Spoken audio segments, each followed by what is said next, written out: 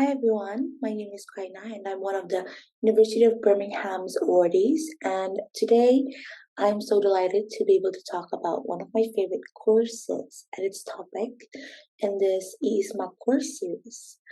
The course I'm going to be speaking on is Aesthetics Through History, and one of the topics I'm going to be talking about is fakes and forgeries. So before we start, I think it's important that we must understand that Aesthetics Through History is not an art history course. It's actually a philosophy course. So you will see a lot of philosophers being mentioned in this course. And it's one of the key things in this course actually is to present different views of different philosophers and have the students discuss all of it out. So the topic I'm going to be talking about is fakes and forgeries. One of the first things that the lecturers mentioned before this lecture was a question actually for us to ponder upon, and it's, does the artwork define the artist, or does the artist define the artwork?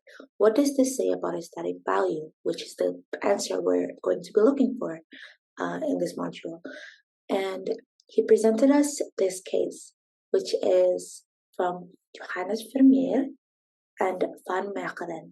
So Van Mechelen is actually, he's a forger, but people didn't know this, and an art critic even claimed that his artwork was an authentic Vermeer that has never been seen before. The art critic was complimenting the Van Mechelen's forgery or artwork as being an authentic Vermeer and, practically being priceless. But then it was later found out that it was Van Mechelen's artwork. And so this gives us a chance to look back into that question. Does artwork define the artist, or does the artist define the artwork? So I'm going to present a very compact argument from two philosophers called Alfred Lessing and Dennis Dutton. So Alfred Lessing, he thinks that aesthetically it makes no difference that a work of art is a forgery or an original. And he talks about this appearance theory that says that the aesthetic value of an object or an artwork consists of nothing but its physical appearance. Now, we don't have to agree with him, because Dennis Dutton comes into play and he actually says that he disagrees with Lessing. So, Dennis Dutton, he thinks that there are no distinctions between the creative and the performing arts, and he wants us to argue that when we evaluate a painting, even though it is considered a creative, like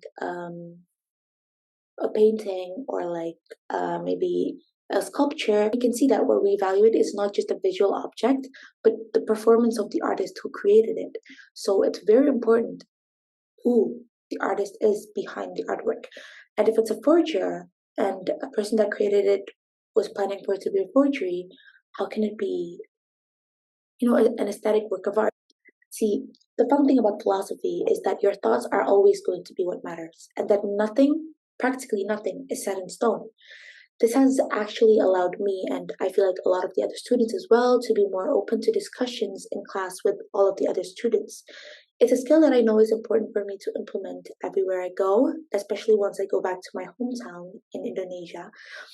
And as a design student, which is an art form, it's very important and very fun for me to see like different viewpoints of aesthetic and art being discussed from the perspective of a philosopher.